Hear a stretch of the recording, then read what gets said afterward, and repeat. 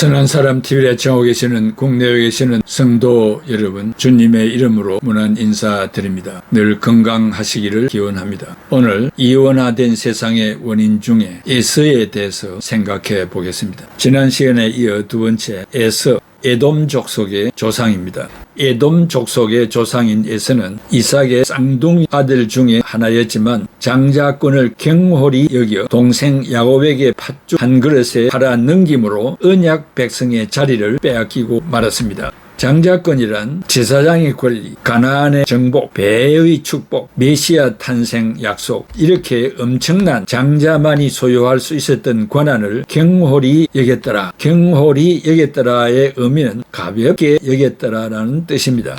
에서의 아내는 가나안 여인 중 헷 족속에서 취한 이다와 히위 족속에서 취한 올리바마가 있으며 이스마엘의 딸 바스맛도 그의 아내였습니다. 혈통적으로 함의 아들 가나안의 집안과 맺어졌으며 동시에 이스마엘 집안과도 맺어지게 된 것입니다. 이처럼 가인 계열의 불택자들은 사상과 삶에 있었을 뿐 아니라 혈통에 있어서도 같은 부류끼리 결혼하여 살아가므로 하나님의 뜻에 도전하는 불신앙의 길에 서게 되었습니다. 에서의 자손 중 주목할 만한 인물은 창세기 36장 12절에 나오는 아말렉입니다. 아말렉은 에서의 아들 엘리바스가 첩 딘나를 통해서 낳은 아들입니다. 아말렉은 훗날 아브라함의 자손들이 애굽에서 나와 광야길을 행진할 때 르비딤에서 그들을 공격했던 자손들입니다. 아말렉이 광야 생활 중에 있는 이스라엘 백성을 공격한 것에 대해 하나님은 크게 분노하셔서 대대로 아말렉과 싸우시겠다고 선언하셨을 뿐만 아니라 아말렉이 행한 일을 영원히 잊지 말고 천하에서 그 이름을 도말하라고 명령하셨습니다. 이들은 끊임없이 이스라엘 백성을 괴롭히고 멸망시키기 위해 이웃 국가들과 동맹을 맺어 공격해 왔던 민족입니다. 이 밖에 바사, 즉 페르시아, 지금은 이란이죠. 바사의 아하수에르 왕 때 이스라엘이 아각 사람 함므다다의 아들 하만에 의해 하마터면 멸절당할 뻔한 위기를 겪은 적이 있습니다. 그러나 유대인들은 왕후 에스더의 죽으면 죽으리다라는 각별한 믿음을 통해 그 위기에서 기적적으로 건짐을 받았습니다.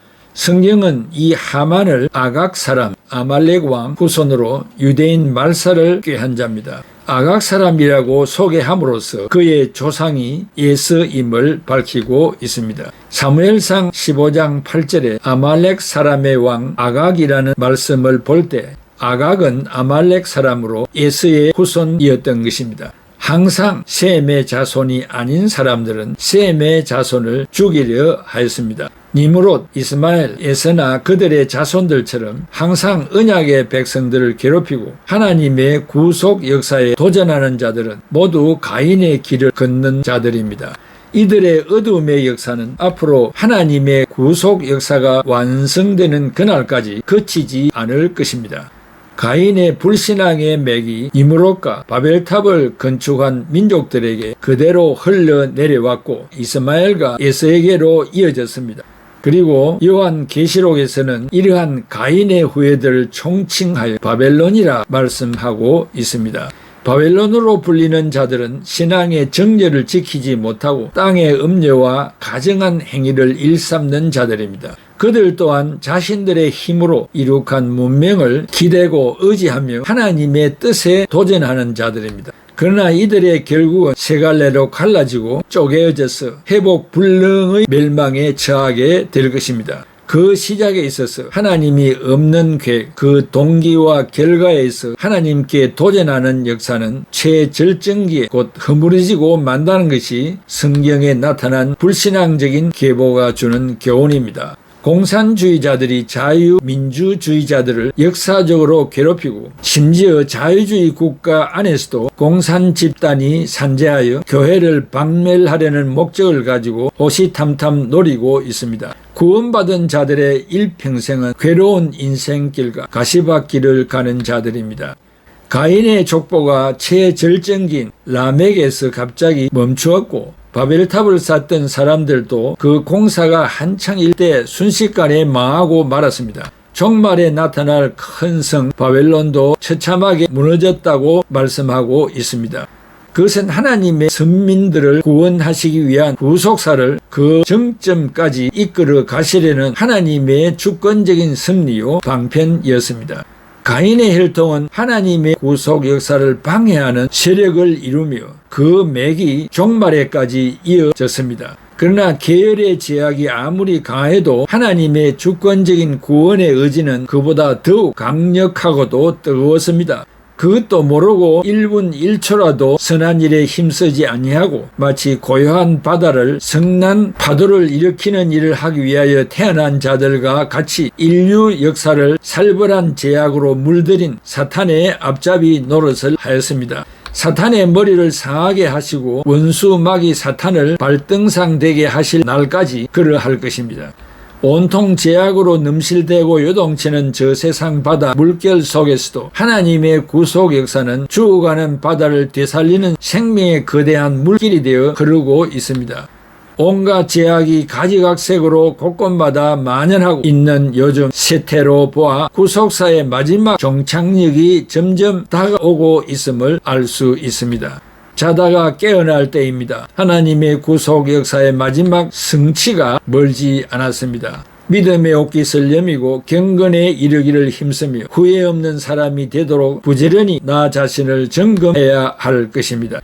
1821년 11월 11일에 러시아에서 출생하여 상트페테르부르크에서 공병 사관학교를 졸업하고 1846년 장편소설 가난한 사람들, 죄와 벌, 카라마조프의 형제들, 영원한 만남, 백치 등은 널리 사랑받는 작품들이었습니다. 1849년 12월 러시아 셰메뇨프 광장에 위치한 사형장 사형대 위에 반체제 혐의로 잡혀온 28세의 청년이 서 있었습니다. 집행관이 소리쳤습니다. 단 5분. 사형수는 절망하였습니다. 내 인생이 이제 5분 뒤면 끝이라니 나는 이 5분 동안 무엇을 할 수 있을까? 그는 먼저 가족과 동료들을 생각하며 기도하였습니다. 사랑하는 나의 가족과 친구들, 먼저 떠나는 나를 용서하고 나 때문에 너무 많은 눈물을 흘리지 마십시오. 그리고 너무 슬퍼하지도 마십시오. 라고 했습니다. 집행관은 2분이 지남을 알렸습니다. 후회할 시간도 부족하구나. 난 왜 그리 헛된 시간을 살았을까? 찰나의 시간이라도 더 주어졌으면. 마침내 집행관은 마지막 1분을 알렸습니다.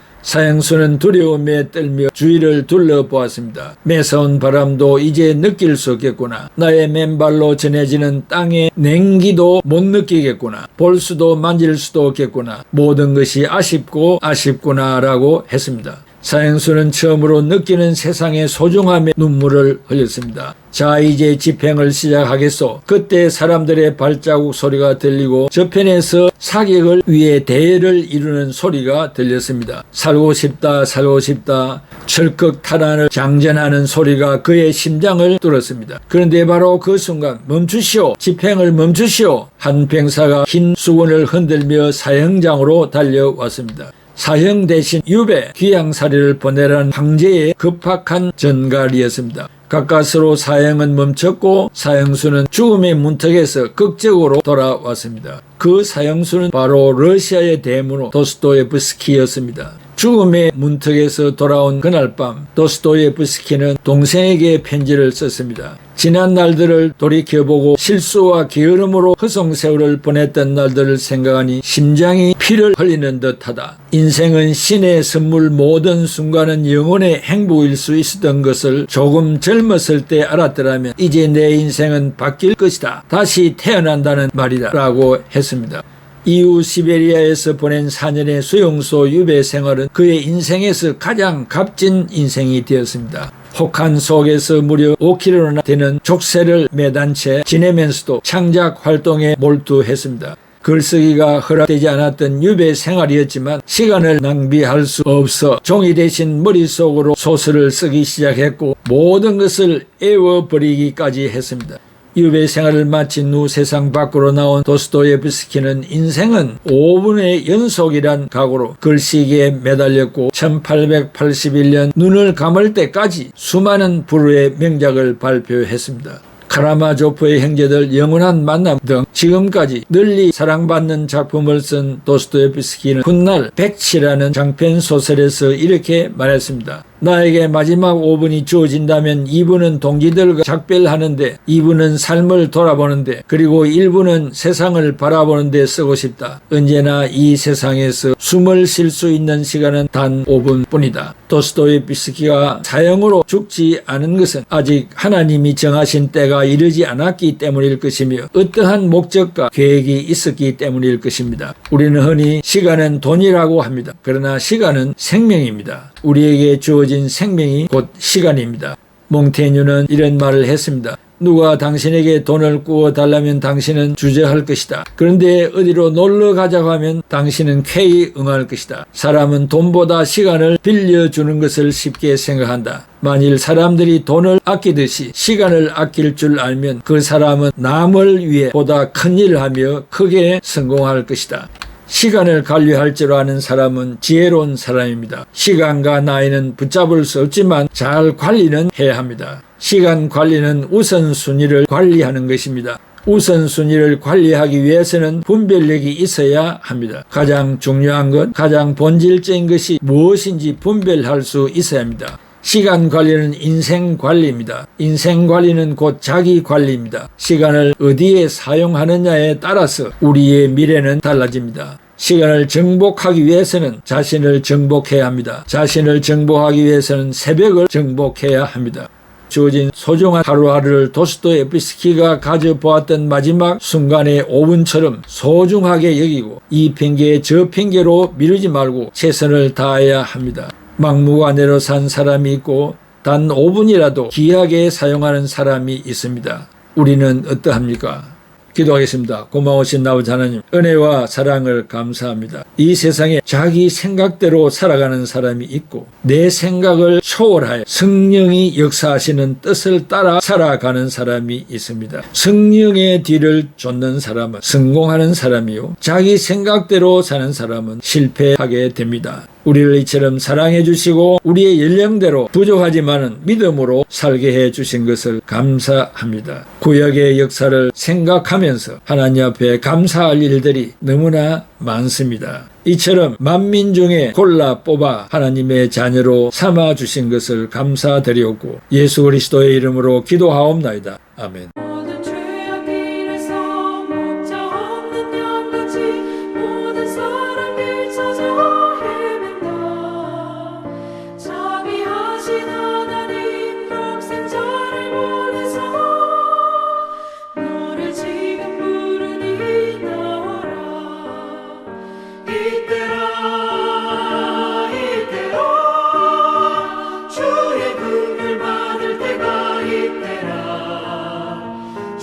주께 나와 겸손하게 하리라.